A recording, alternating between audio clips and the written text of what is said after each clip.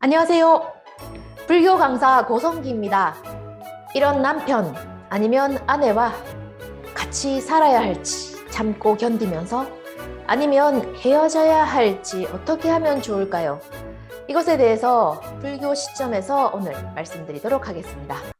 이런 고민 상담을 하신 분이 계십니다. 30대 여성분입니다. 남편과 헤어져야 할지 아니면 참고 견디면서 살아야 할지 고민입니다.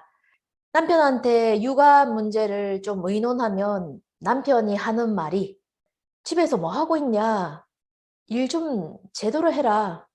라면서 노력이 부족하다면서 제 자신의 인격마저 부정하는 말을 하는 남편이 너무 싫습니다.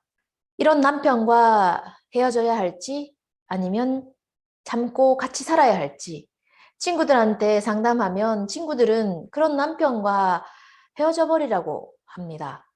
하지만 아이들을 생각하면 혼자서 아이들을 돌보면서 일을 하면서 키운다는 것은 힘들 것 같고 또 부족한 면이 여러 가지로 있지 않을까 생각해서 이혼을 할지 말지 고민하고 있습니다.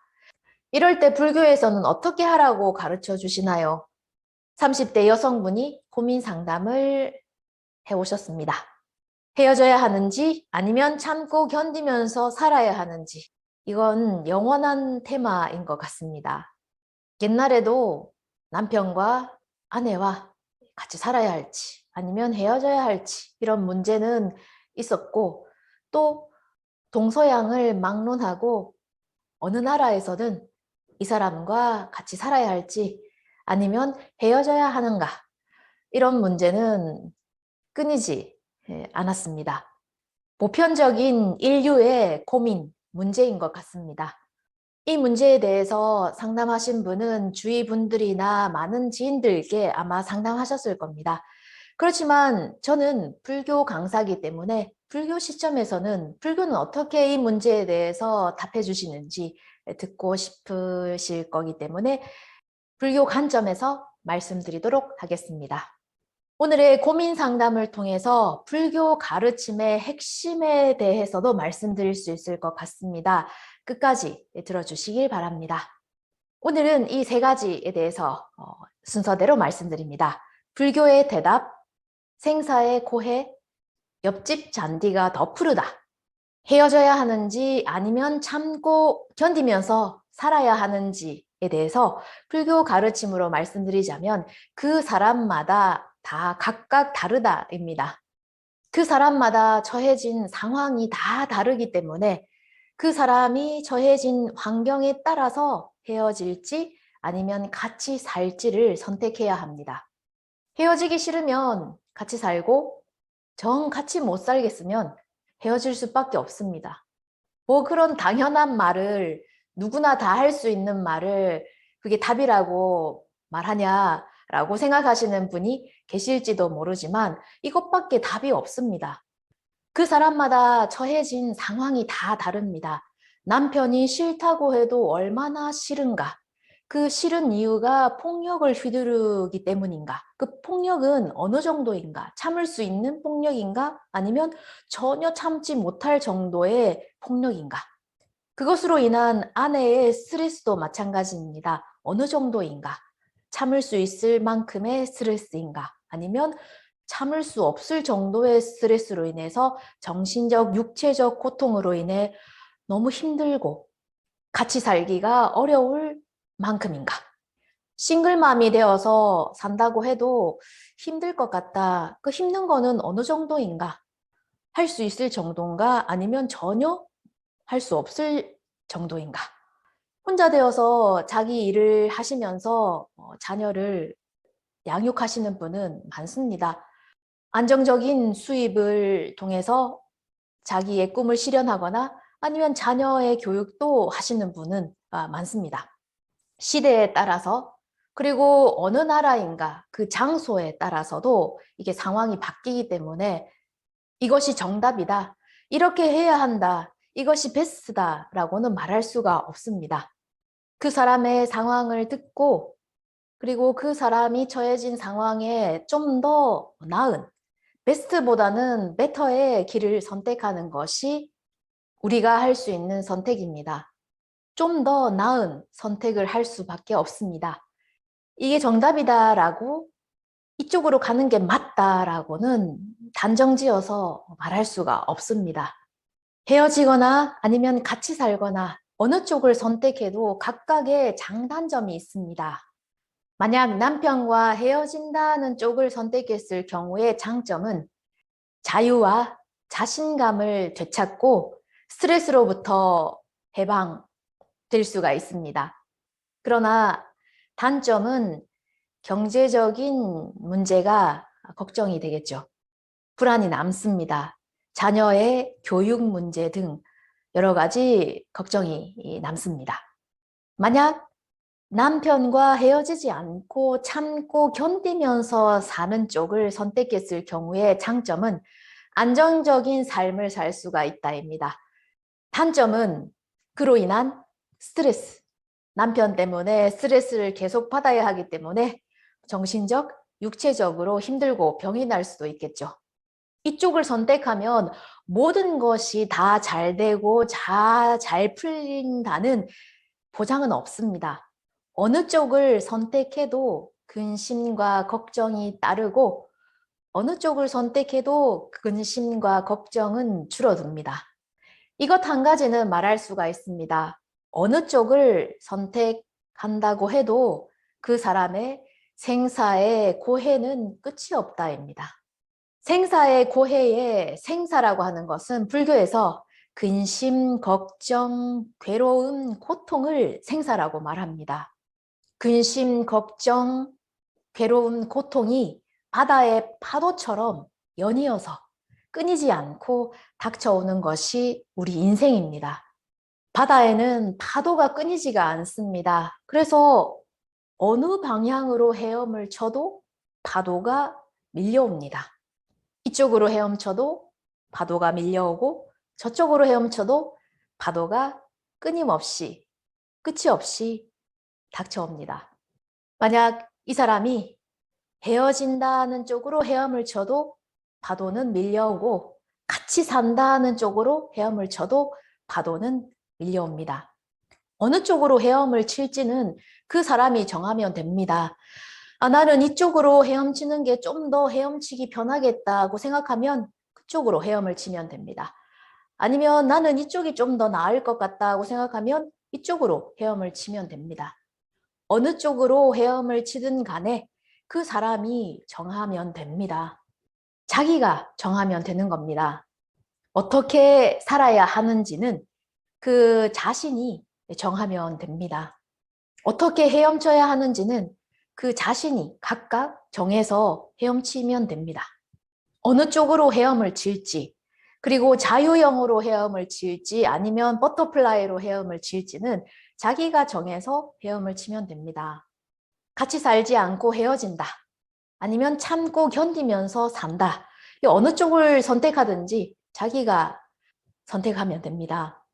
물론 좀 더 넓고 큰 시야에 서서 당신이라면 이쪽으로 헤엄을 치는 것이 당신한테는 좀 더 낫겠습니다라는 조언을 듣는 것도 중요하고 필요합니다. 헤엄치는 법, 어떻게 살아가야 하는지를 듣는 것, 조언을 듣는 것도 중요합니다. 남편과 헤어져서 혼자 산다. 혼자서 자식을 양육하면서 자기 일을 찾고 고수입을 얻으면서 생활할 수도 있습니다. 아니면 남편과 헤어지지 않고 참고 견디면서 살아가는 법도 있습니다. 길도 있습니다. 내게 주어진 자리에서 최선을 다하면서 감사하는 마음을 잊지 않고 그 자리에서 아름답게 피는 꽃처럼 각각 주어진 그 자리에서 최선을 다하며 살아가는 길도 있습니다. 그렇지만 그러기에는 남편이 너무 아니다 라고 생각하시는 분은 그냥 남편은 현금 자동 인출기라고 생각하시면 됩니다. 매달 같은 날이 되면 돈 봉투를 가지고 오는 남자라고 생각하시면 됩니다.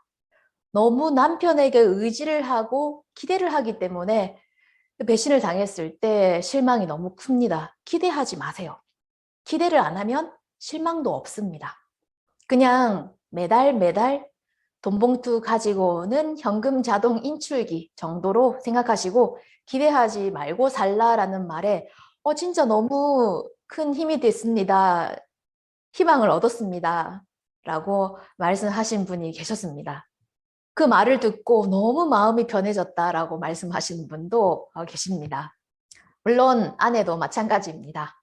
어떻게 헤엄쳐야 하는지는 주위를 둘러보면 서점이라든지 인터넷이라든지 주위 사람들도 이렇게 하면 된다, 저렇게 하면 된다, 헤엄치는 법은 많이 가르쳐 주십니다.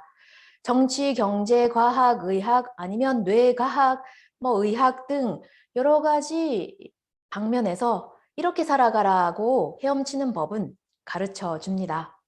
물론 불교를 설하신 석가모니께서도 이쪽을 선택해서 헤엄칠 때는 이런 점에 유의를 해야 한다. 아니면 또 반대쪽을 선택해서 헤엄칠 때는 이런 점을 잘해야 한다라고 구체적으로 조언해 주시는 말씀도 있습니다. 저도 역시 이쪽을 선택할 때는 이런 점에 유의를 하시고 이쪽을 선택하실 경우에는 이런 걸 하시면 됩니다. 라고 구체적으로 조언을 하는 영상을 아니면 강의를 할 때도 있습니다. 여러분들께서 그런 희망사항 있으시면 댓글로 남겨주시면 영상을 또 만들어서 올리도록 하겠습니다. 구체적으로 이쪽을 선택하면 이렇게 하면 된다. 저쪽을 선택하면 저렇게 하면 된다고 조언은 해드릴 수 있고 말씀을 드릴 수는 있지만 한 가지 말씀드릴 수 있는 것은 어느 쪽을 선택하든 간에 근심과 걱정이 없어지지는 않습니다. 이것을 석가께서는 유무동련이라고 하셨습니다. 있어도 없어도 근심, 걱정, 고통, 괴로움은 같다입니다. 없으면 없어서 괴롭고 있으면 있음으로 인해서 괴롭다. 있음과 없음이 같다는 것은 근심, 걱정, 괴로움이 없어지지 않는다입니다. 괴롭다는 점에서는 같다라는 것입니다. 어느 쪽을 선택하든 간에 근심, 걱정은 없어지지 않는다고 석가께서 하신 말씀입니다. 결혼은 해도 안 해도 후회한다라고 말한 사람이 있습니다. 결혼해도 후회를 하고 결혼을 안 해도 후회를 한다. 결혼을 안 한 독신일 때 여러 가지 힘든 점이 있고 또 결혼을 하면 가족이 생김으로써 여러 가지 또 힘든 점이 있습니다. 그래서 결혼해도 안 해도 후회한다는 말을 한 사람이 있지만 결혼뿐만이 아니라 모든 것이 다 그렇습니다. 옆집 잔디가 더 푸르다라는 말이 있습니다. 나한테 없는 것을 갈망하고 우리는 원합니다. 부러워합니다. 저쪽으로 가는 게 더 나았겠다고 생각할 때가 있습니다. 이쪽을 선택하는 게 아니었다. 저쪽이 더 나아 보인다고 우리는 생각합니다. 흔히 드라마나 영화에서 보면 이런 캐릭터들이 있습니다. 안주와 방랑 캐릭터. 가족을 꾸리고 회사에 다니면서 열심히 일하는 회사원. 그렇지만 그 나름의 힘든 점이 있습니다. 나도 자유롭고 싶다고 방랑하고 있는 독신주의자 아니면 자기 하고 싶은 대로 살고 있는 사람을 보면서 부러워합니다. 또 한쪽은 방랑하는 사람, 결혼도 하지 않고 독신주의자고 일도 자기가 하고 싶을 때만 하는 그런 사람. 그렇지만 이 사람도 가족 있는 사람을 보면서 나도 저렇게 안정적인 삶을 살고 싶다고 부러워합니다. 서로가 서로를 부러워합니다. 안정적인 삶을 사는 사람은 방랑하고 자유로운 삶을 살고 있는 사람을 부러워하고 이 자유롭고 자유분방한 방랑한 삶을 살고 있는 사람은 안정적인 삶을 살고 있는 사람을 부러워하지만 그래도 내가 저쪽으로 간다면 저쪽 나름의 고통이 힘든 것이 있겠구나라고 생각하기 때문에 저쪽으로는 가지 않고 자신의 삶을 살고 있다. 이런 캐릭터들이 영화나 드라마에는 반드시 등장을 합니다. 우리도 마찬가지입니다. 회사에 다닐 때에는 상사로부터 잔소리 듣고 아니면 부하가 치고 올라오고 매달 달성해야 되는 목표가 있고 하면 너무 힘듭니다. 너무 자유롭고 싶다. 내가 하고 싶은 일을 하면서 돈을 벌고 싶다. 내가 내 사업을 하고 싶다. 직장을 그만두고 싶다고 생각합니다. 그렇지만 자기 사업을 하는 사람은 어떨까요? 직장 다니는 사람을 보면서 매달 매달 정해진 날에 정해진 돈이 입금되는 월급을 받을 수 있다는 것이 얼마나 감사한 일인가. 지금처럼 코로나로 인해서 힘들 때는 자영업을 하시는 분 아니면 자신의 사업을 하시는 분은 많이 힘드실 겁니다. 그렇기 때문에 회사에 다닐 때가 좋았다. 내가 기업을 하니까 모든 책임이 다 나한테 있고 내가 진짜 먹고 살기 위해서 돈을 벌기 위해서 죽기 살기로 열심히 해야 되지 않느냐. 돈 받고 일할 때가 편하고 좋았다라고 생각하는 사람도 있습니다. 직장인일 때는 내가 내 일을 하고 싶다, 내 사업을 하고 싶다, 자유롭고 싶다. 그런데 막상 자기 사업을 하게 되면 매달 꼬박꼬박 받을 수 있는 월급, 안정적인 수입이 너무 부럽다고 생각하기도 합니다. 옆집 잔디가 더 푸르게 보입니다. 저쪽으로 갔으면 더 좋았을 텐데, 아니면 저쪽으로 가면 더 좋을 텐데 라고 우리는 항상 생각합니다. 하지만 저쪽에 있는 사람 또한 이쪽이 좋다, 이쪽이 더 나을 것 같다고 서로 생각하고 있죠. 결혼은 해도 안 해도 후회한다라는 말처럼 어느 쪽을 선택하든지 간에 우리는 그 선택한 길에서의 힘든 점이 있습니다. 힘들고 어렵고 고통스러운 일은 끊이지가 않습니다. 이 길을 선택한다면 아무런 그런 근심 걱정이 없다는 길은 없습니다. 우리가 어느 쪽을 선택해서 이 길을 가든 간에 고통과 괴로움과 근심 걱정이 끊이지 않는다면 우리는 왜 태어났을까? 그리고 왜 이렇게 열심히 살아가야 하는가? 사는 목적은 무엇일까? 이렇게 진지하게 한번 생각하게 됩니다. 주위를 둘러보면 이렇게 헤엄을 치면 더 지치지 않고 오래 헤엄칠 수 있고 더 멋있게 헤엄칠 수 있다. 헤엄치는 법을 가르쳐 주는 사람은 많습니다. 서점에 가도 인터넷을 봐도 어떻게 하면 how to 어떻게 헤엄치면 더 빨리 더 멀리 더 멋있게 헤엄칠 수 있는가를 가르쳐 주는 정보는 아주 많습니다. 그렇지만 불교의 근본적인 가르침은 어떻게 헤엄치는가, 그 헤엄치는 법을 가르쳐 주시는 것이 불교는 아닙니다. 물론 불교에서도 어떻게 헤엄을 쳐야 되는지에 대해서 가르쳐 주십니다만 불교가 가르치는 근본적인 문제는 헤엄치는 법이 아니라 왜 헤엄을 쳐야 하는가, 그 바로 근본적인 문제입니다. 왜 이런 생사의 고해, 파도가 끊이지 않는 인생의 고해를 우리는 헤엄을 쳐야 하는가? 왜 태어났는가? 왜 살고 있는가? 왜 살아가야 하는가? 아무리 힘들어도 버티고 견뎌야 하는 이유는 어디에 있는가? 그리고 너무 힘들어도 자살을 하면 안 되는 이유는 무엇인가? 왜 사는가? 왜 살아야 하는가? 이 문제에 대해서 답해 주신 것이 불교 가르침이고 석가모니 부처님이십니다. 360도 둘러봤을 때 수평선밖에 보이지 않는 바다에서 나는 어디를 향해서 헤엄을 쳐야 하는가? 이것에 대해서 확실히 가르쳐 주신 것이 불교 가르침입니다. 물론 어떻게 헤엄쳐야 하는가 이것도 중요합니다. 그렇지 않으면 바다에 깔아앉아 버리니까요. 어떻게 헤엄쳐야 하는가도 중요하지만 그렇게 헤엄치면서 우리는 어디를 향해서 살아가고 있는가, 어디를 향해서 나아가고 있는가, 이 근본적인 문제에 답해 주신 것이 석가모니 부처님이십니다.